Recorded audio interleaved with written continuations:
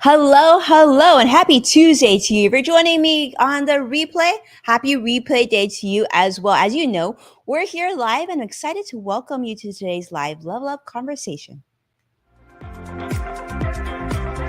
Welcome to Level Up with Winnie Sun. Market update.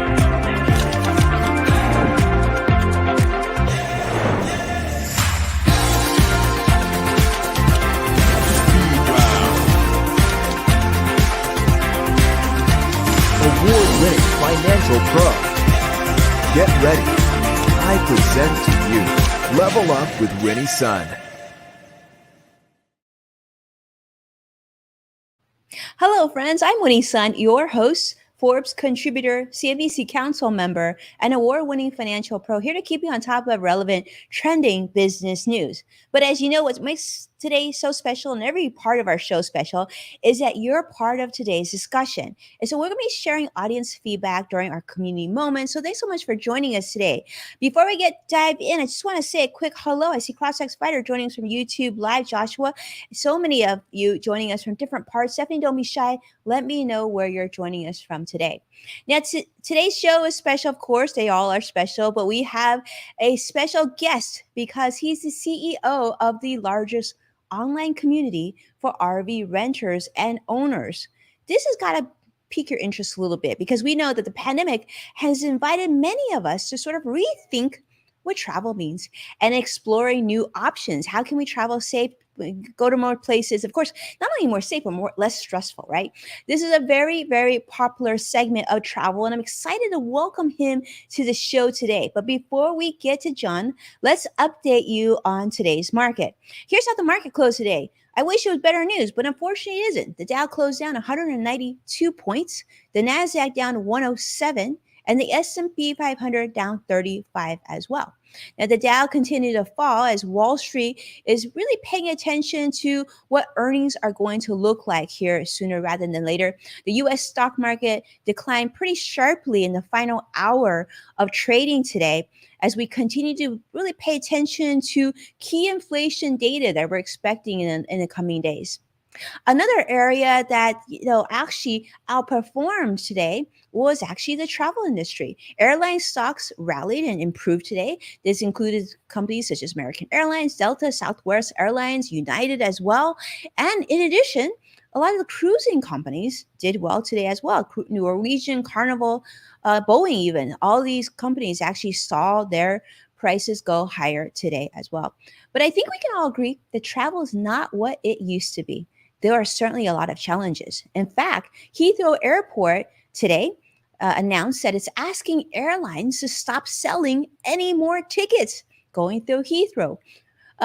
In fact, all of this summer, because it's announcing that they want to put a cap on the amount of passengers allowed to fly through Heathrow Airport.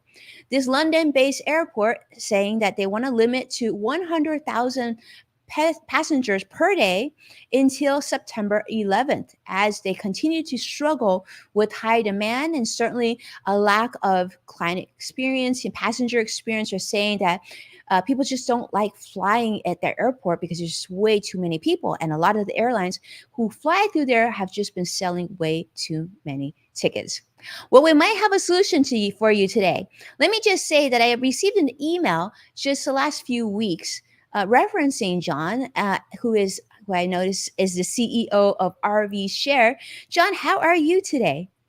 Hi, Winnie. I'm doing well. Thanks for having me on your show. Well, thank you so much for being on our show.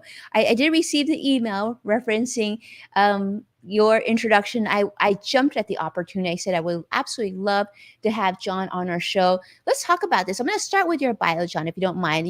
I know you're CEO of RVshare, which is the largest online community for RV renters and owners.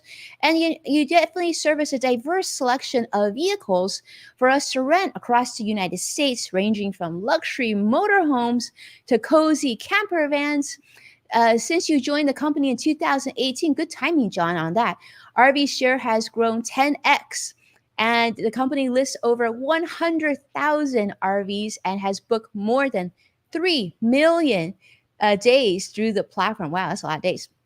And in fact, in 2020, you secured $100 million from fundraising.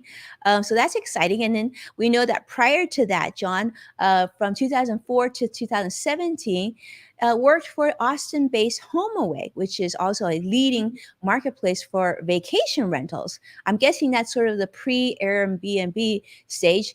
He started as a founding employee supporting mergers and acquisitions, which eventually his company was sold to Expedia for $3.9 billion. But get this, that was in 2015. So those are some big numbers, John. So John, this sort of sharing, renting out, travel, this is like not new to you, I'm assuming. Absolutely. No, I've been doing this for nearly 20 years at this point. And basically, if you look at it at a really high level, what we seek to do at RVshare and what the vacation rental industry sought to do was make travel more accessible and better.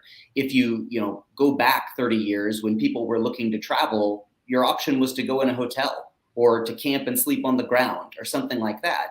And what RVs have done is made it to where you can take a trip to a national park, you can go to a music festival, you can get out and do the Great American Road Trip, and you can do it without having to buy an RV. So you're buying only the time that you use, and you're able to have a better option than sleeping on the ground or having to pay a lot of money to stay in a hotel. Absolutely. So, John, I think, I can speak for many of us in this situation where pre-pandemic, I don't think I really thought that much about renting an RV, right? And I sort of now, of course, now we're 2, 3 years into this. Yeah, it's becoming a lot more interesting, and definitely a lot more, especially for myself, having a family of 5. This gives us a lot more options. I want to go back a little bit, though, John. Can you tell us a little bit about your background and how you got to where you are today? So high level on that, I mean, I grew up in a small town, southwest side of San Antonio, and didn't hear of the internet until I was about to graduate from high school. But one of the things I didn't do growing up was travel. So then when I had the opportunity after college to work in the travel business, I jumped at it because I believe then and believe now that travel just opens you up to so many additional experiences. So, spent about 13 years working to build HomeAway from effectively a startup through to a public company, and then ultimately a sale to Expedia. Then when I had time off after that job, what I did was travel because I love to travel, and I really believe in its power to kind of transform your worldview and just enrich your experience in life. So that really made it clear to me that I wanted to work in travel again. And then I got to know the team that was running RVshare at the time. And, this is a way of making travel more accessible and better. You're getting people out with their family and friends into national parks, getting them outside where they can spend time together, disconnected from the realities of our, technology driven lives and having wonderful trips. So it was a really exciting opportunity for me. That was now, 5 busy seasons ago, almost 5 years ago. And it's gone really well.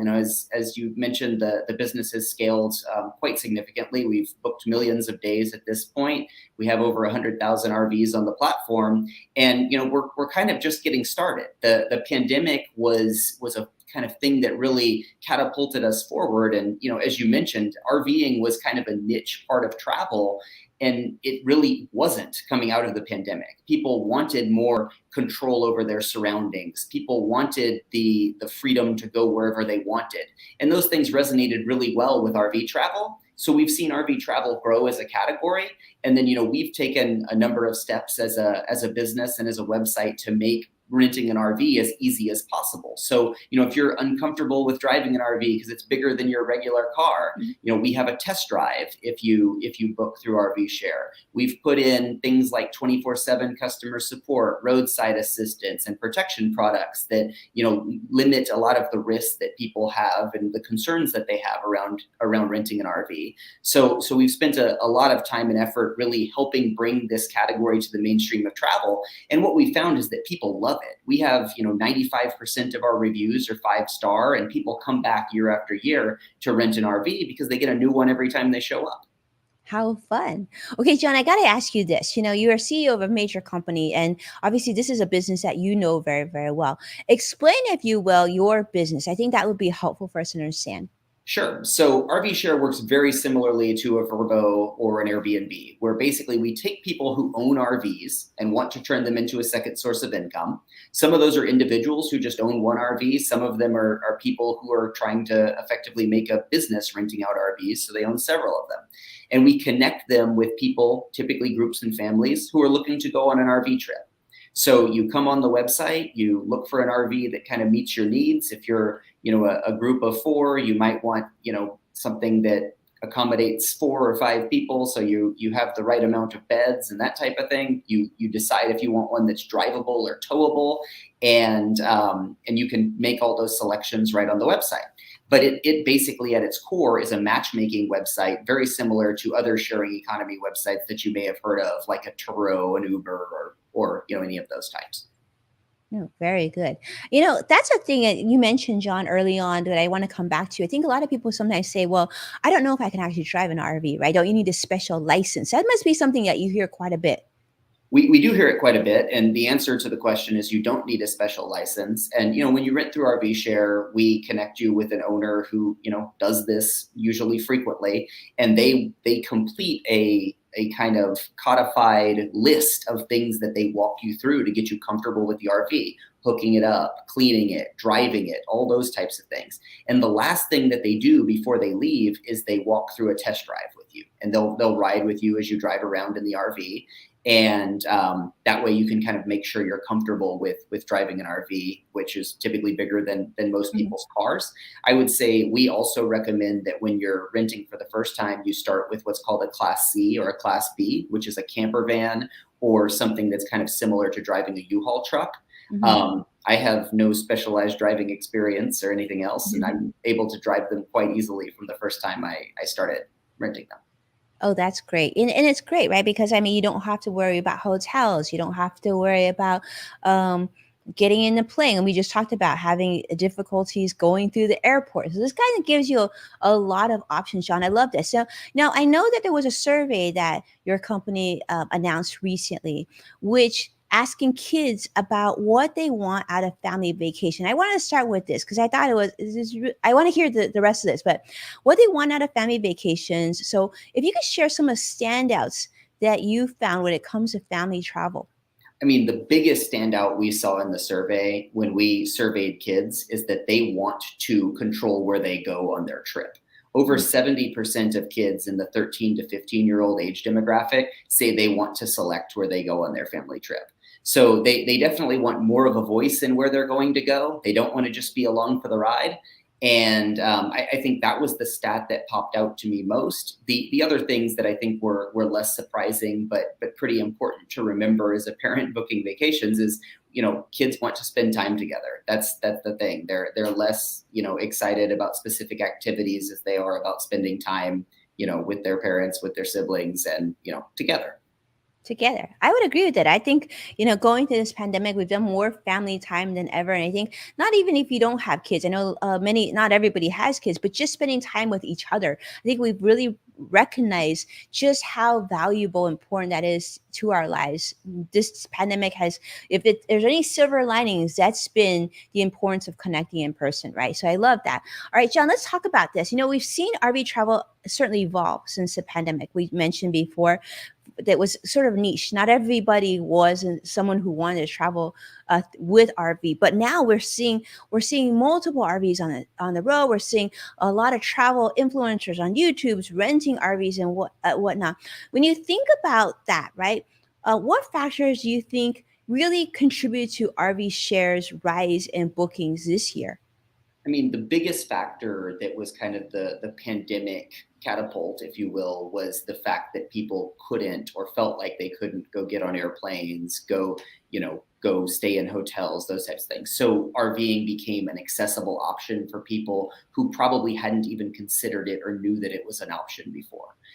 Those people who went on their first RV trip had a great time. Like I said, 95% of the reviews are 5-star. So they go tell their friends about it. And next thing you know, we're kind of cracking into the mainstream of travel. And when people sit down, after the holidays to make their plans for the year for travel, they're talking about going on a cruise. Maybe they're talking about flying to Europe, but they're also talking about, going to national parks and taking an RV with them.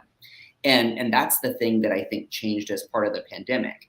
Now, one of the trends that we've seen following the pandemic that we expect to be a reliable trend for decades to come is what we call the work from anywhere trend, which is that, it used to be people would talk about blending business travel and leisure travel. And they typically meant they were going to LA for a meeting. So they were going to, tack on the weekend and have their significant other fly out and hang out for the weekend.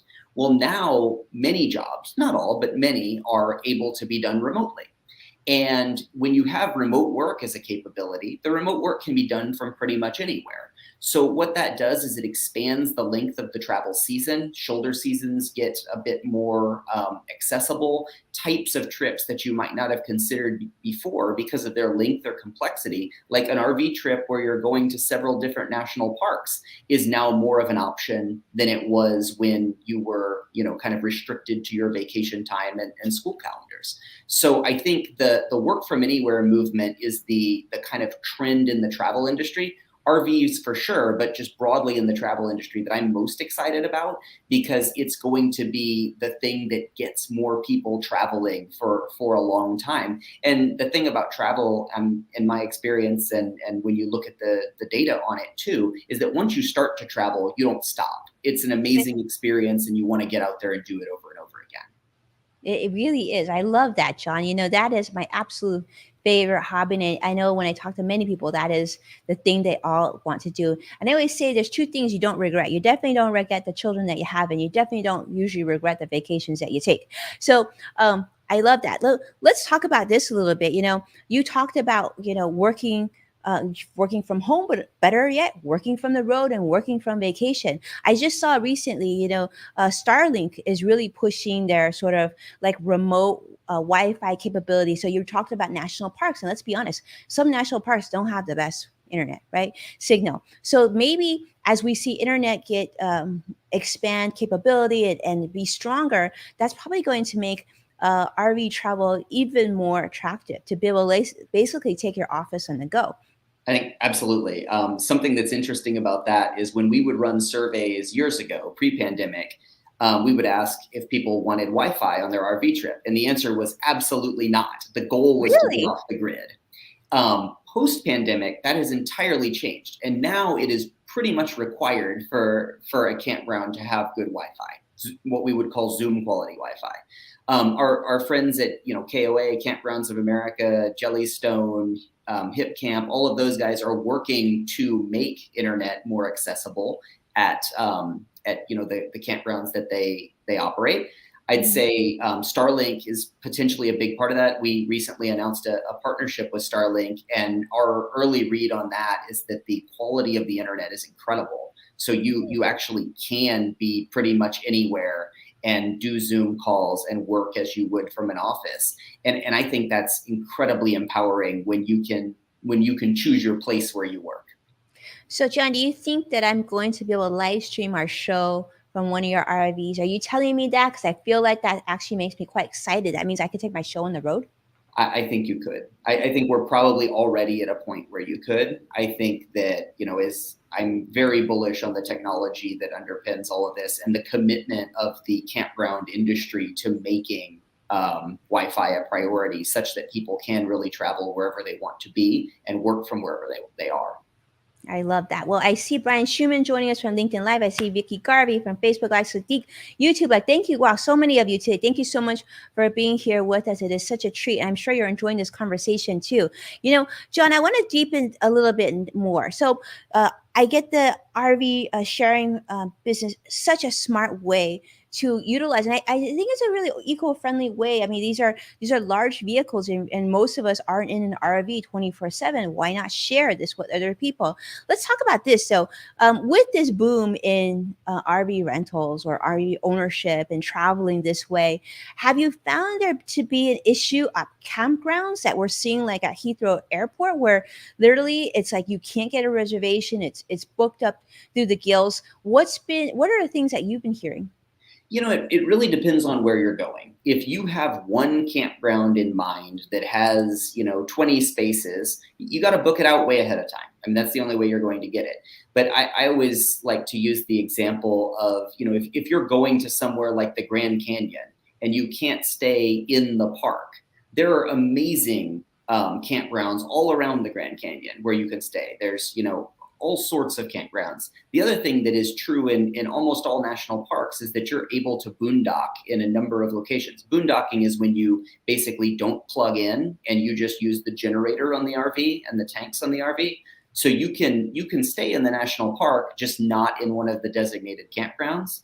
And, that's something that is a fairly easy and not well-known way to do it. So, yes, campgrounds can get crowded, like anything can get crowded. But what you're seeing right now, there's government funds going into building new campgrounds and renovating campgrounds and things like that. There's a lot of private money going into building campgrounds. And then there's also, this idea of using unutilized land as campgrounds, which you're seeing kind of happen in the ecosystem of campgrounds.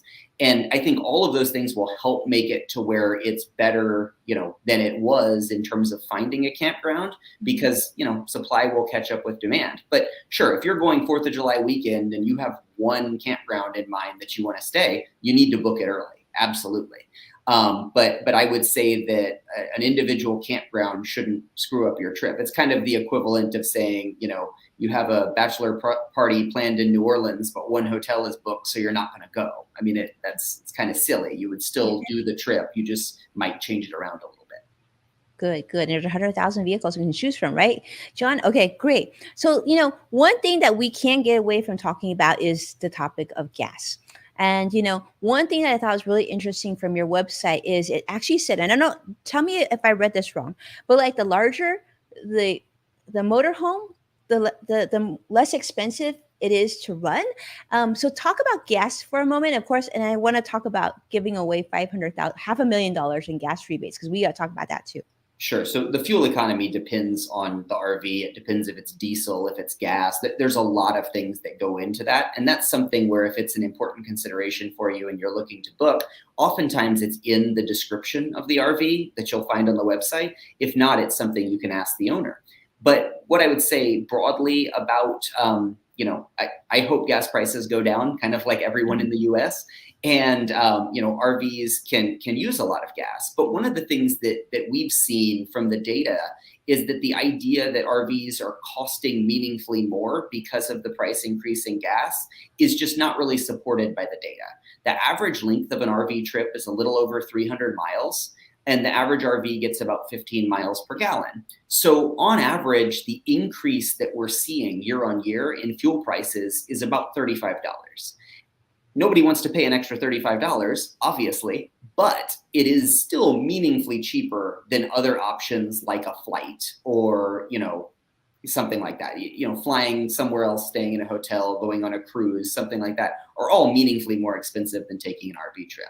RV travel is a value travel option, and it's a value travel option even with higher gas prices. And I love that. I feel very grateful, Jon. I have to say, I am fortunate because my better half, my husband, loves to drive, and he actually prefers driving to flying. So I feel extremely, really, really grateful for that. So I'm definitely looking at this much more carefully. We haven't rented an RV, but I don't know, Jon, I feel like you've gotten me to that point. Now, let me ask you this. You talked about value travel, but let's be honest, it's actually a really nice type of travel, right? This is not like when I think about value travel, I think about pitching a tent and living in a tent. And let me just tell you, Jon, that is not my definition of a vacation, or that's not how I travel. Glamping, I'm like sort of like there, but RV traveling, I could really embrace because, you have a lot of the creature comforts, especially if you are like myself and you travel with kids, right? They get hungry in the most inopportune times, and there you could cook and heat things up, which is really, really cool. So I'd like to talk about that. How else does RVshare offer like an affordable vacation for those who are maybe thinking, I don't know that I'm ready to get to the airport yet. And let's be honest, the cost of flights have gone up significantly. And there's just so many stresses because a lot of flights are getting canceled like literally every single day, thousands per day. What are some things that we can think about when it pertains to planning an affordable vacation? Sure. So you can rent an RV on RVshare for less than $50 a day. On average, they're about $1,000 a week. So you compare that to renting a car and staying in a hotel, it's a meaningfully less expensive option. And, one of the things, as you mentioned, you can cook in the RV, which can offset cost. You can go wherever you want. So imagine if you're going on a trip and you're staying in a hotel and you don't particularly like where it is, you can't really move. Whereas in an RV, you can just move to the next campground where you feel more comfortable and, see some more things. So that's something that's an option that is kind of unique to RVing that is a great value, I think. The other things in value with RVing is if you're worried about gas prices, you can get an RV delivered. This is a service that we offer through RVshare. Many of our owners will deliver the RV and set it up for you. So you can just show up at the campsite and the RV is ready to go. It's all hooked up and you just walk in and begin your vacation right then. My family used that fairly recently. We rented an RV that had 2 separate bedrooms, had a bunk room on one end for the kids. And then my wife and I were able to stay on the complete other side of the RV, probably 30 feet away from the kids. And it was awesome. Like, it was just a totally different experience. And we don't have a car that could tow an RV that was that big. So getting it delivered was a preferred option for us. And that's something that we can facilitate through RVshare. So I guess my broader point on that is just if you think driving an RV is too big or too hard, there's still ways to work with RVshare to have a vacation at a wonderful campground out under the stars and really enjoy it. That's amazing, John. You've really thought of everything because if you don't even want to drive, just want to drive your regular car, you can meet the RV at the destination that you're at, which I think is really, really beneficial, especially if you're going to an area that really you can't get a hotel in the location that you want. This gives you another option, keeps you safe, and you can still make a lot of really fun memories because it'll be very different. I think what I've learned too is our kids love, not just kids, but adults in general. We like these little different niche experiences, and like you mentioned, most people want to do it over and over again. I can see this being, in fact, I will tell you, John, we even thought about buying an RV. I think many people did during the pandemic, but then like many were like, where are we going to park it? So renting it would be a lot easier. I would love the idea of just handing it to someone and having someone else clean it after we're done, right? I mean, that would be great. And I see Robin Stevens joining us from LinkedIn Live saying, I've always wanted to take an RV across the country. Lots of freedom. Robin, maybe we'll do that with you. Maybe we'll meet you in the middle because I know you're joining us from the East Coast. It's great to see you. And Vicky saying, awesome idea. RV sounds like fun. Yeah, definitely. Sadiq, I'm curious. I cross-expired. Joshua, I see a lot of you. How many of you have actually rented an RV or driven an RV? I haven't. And I don't think I'll need to. Fortunately, my husband loves to drive. But, this is really interesting. This is a really interesting topic. And I don't think this is only going to last during the pandemic. Because if anything we've learned to accept what John said, which is rethink what we thought was the norm. We think what we thought of just like the typical vacation. And also liking to have that flexibility of choosing different locations to go. And national parks absolutely are great for RVing because sometimes you can actually get closer to the places you want to. It could be actually sometimes even camp inside the national park, which sometimes they don't have hotels inside, right? That are available to book. So we keep hearing about this summer of revenge travel, which, be honest with you, John, I feel like we're here already. We've heard about multiple flight delays, right? Delays after delays. We're hearing airlines canceling flights to certain markets of the country. And we're hearing about people being stuck at airports for a couple hours to days on end. So travel definitely wasn't quite as predictably comfortable as it was pre-pandemic. So according to your data, where are people headed on road trips and family vacations this summer? I would say, I don't think we should make it like airline delays are new. I had plenty of flight delays before the pandemic. Good point. I think this summer, what we're seeing is just a continuation of what we saw going into the pandemic. I agree with you that what we've seen is a new way to travel. You're going to see people's number of trips per year increase as they have flexibility in their schedules. But I don't think they're going to want to spend meaningfully more money on travel as part of their budget. I think they're going to want to have, to get a great experience, but to not pay that much for it. And I think that's where, value travel is well positioned with a business like RVshare, with, value travel airlines, things like that. To the point from the commenter earlier, yes, that's what RVs provide, is they provide freedom. You can drive and not sit at the airport and not, be, sitting next to someone who's coughing right next to you or something else. Like it does provide you your own space. It does provide you your own freedom. And, the other thing, we talk a lot about national parks. Those are our top destinations. Yellowstone is year after year our biggest destination. We were happy to see it back up and running quickly following the flooding. The Grand Canyon's a huge destination for us. All of the national parks do quite well on our site, but there's other places like Ginny Springs in Florida, Traverse City in Michigan is a huge summer destination for us. We're seeing people go to places like that, and other places that I think we might think of as national parks, but aren't really national parks, like Mount Rushmore, which is a national monument, is a really big destination for us. But it's important to note that on RVshare, people take RVs to tens of thousands of destinations per year. These are not just people going to national parks. They're people going to music festivals. They're people who are having a family reunion at somebody's house who sleeps most of the people, but not all of the people. So they bring in a couple of RVs for additional sleeping room.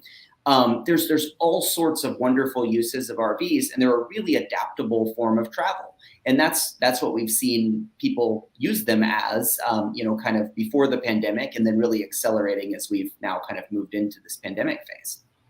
Wonderful. Well, Jon, I got to ask you this because I'm a big travel person, a big points and miles person. Is this on the radar? Is there going to be a way that we can use credit card points or miles that we've earned to also pay for an RV rental? Is that like being discussed, or is it on the radar? It's something that we're looking at. It's not something that's in the very near term future, but it is something that we're looking at. I too am a points and miles fan, and I believe that drives a lot of affinity and repeat usage in travel. So it's something that we would love to provide our customers with. Amazing. I love it. Well, that's good to hear. I'm glad to hear that. And thank you so much for all of you for joining us today. I see Robin's talking about Niagara Falls. I see Sadiq talking about I think it's San Francisco. And Jon, thank you so much for the kind comment coming from LinkedIn Live. So many of you, I do think this is sort of that important topic where, yes, this became a big thing during the pandemic. We saw a lot of people looking for safer ways to travel, continue to make memories with their families and getting out. Because as we know, vacationing, traveling is really good for the soul. It's really good for us to sort of meet that work-life balance need, right? And so we definitely think this is something that's continuing on. And I'm grateful for Jon to be here with us today to answer some of my questions and hopefully answer some of your questions as well. So that when you consider your next travel, this might actually be on your radar. Maybe we'll see you on the road. But thank you, Jon. Is there anything else that I didn't ask you that I should have asked you? One thing I would say about RV travel that I think people don't think about is kind of the emotional impact of it, which is being out under the stars in a place that's completely quiet is like none other type of trip. And it's a unique way to travel and a deeply fulfilling way to travel relative to a lot of the other ways people travel. So, when you're considering the types of trips to do, remember that as well. If what you're looking to do is build high quality family memories in places where you can spend time together that are different, peaceful, and quiet, this is really an amazing way to travel. It's an amazing way to travel. I love that. I think we all agree. We could all use a little peace and quiet, and especially some quality time with our family. I don't know, Jon, I feel like this is a challenge. I feel like I might have to, take this show in a row, see how many places we can hit. Super fun. All right. Well, thank you so much, my friends, for being here and, of course, watching our program and supporting our show here. You're going to see we're actually sharing RVshare social handles with you down below. You can see at RVshare. It's actually really easy to remember. But I appreciate you all making the time. All of you know I'm a big travel fan, and I love sharing my travel vacation journeys. This is something I haven't done yet. So tell me if you've done it yet, and if so, where did you go and where should I go first? And as a reminder, my friends, you can find full episodes of Level Up with Winnie Sun on NASDAQ, the KBCW, Amazon Fire, Roku, and many other platforms. And of course, catch our brand new podcast, Yes Factor, on the LinkedIn Podcast Network, anywhere that you tune into podcasts. I actually really like to listen to it on Apple Podcasts. So please tune in, of course, and be well. I can't wait to see you again tomorrow. So take care now. Thank you so much, Jon. Thank you, Winnie. I enjoyed being on. Thank you.